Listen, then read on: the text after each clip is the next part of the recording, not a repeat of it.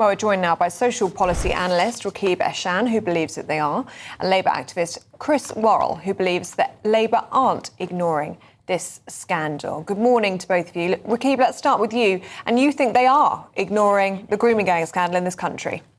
Well, I think, Ellie, it's more that it's the entire political establishment largely ignoring this nationwide scandal of grooming gangs. I'd make the point that the Conservatives, we had 14 years of Tory-led rule. There's plenty of time for the Conservatives to hold a statutory inquiry into grooming gangs, also known as group localised child sexual exploitation. Now, Labour, they've tried to engage with the issue, in my view, but it's also my opinion that this 3-month snap national audit that Dame Louise Casey has been charged with, along with this arrangement of having 5 local inquiries, I think that's wholly insufficient, because with a statutory inquiry, you'd be better positioned to determine public sector accountability.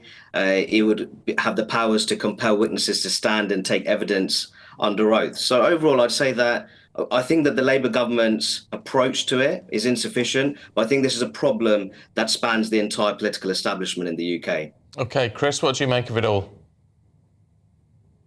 Well, we've had, the ICSA report, which had about, I think, 7,000 victims, 2 million pages worth of evidence, which has all been informed, including the McAllister Review and the J Review, which all informed the Children and Wellbeing and Safety at Schools Bill, which in that bill has had things about multi-agency safeguarding and how missing kids are more at risk, and a number of other things going into that bill, which have been blocked by, or attempted to be blocked by, Reform and the Conservatives. But what we're seeing is that that's going for a third reading in Parliament. So these things take time for the legislation to come in.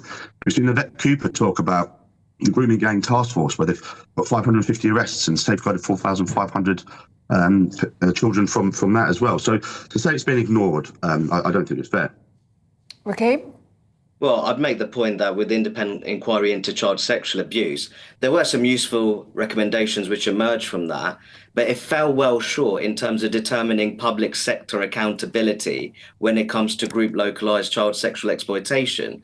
And also with the independent inquiry into child sexual abuse, it stayed away from what I'd consider to be hotspots, traditional hotspots of grooming gang activity, such as Rotherham and Telford. The justification for that was because there were already local investigations taking place, but those local investigations fell well short in terms of actually determining which institutions were responsible for these failures and looking at specific individuals in terms of their position of responsibility. Yeah, well, and when you look at the details of all this, Chris, I mean, Rakib has a very valid point, doesn't he? And these localised investigations aren't hitting the mark. And when you are looking at 5 out of 50 areas which we think are really dealing with this as a problem, surely a statutory inquiry is the only way we're going to get to the bottom of this.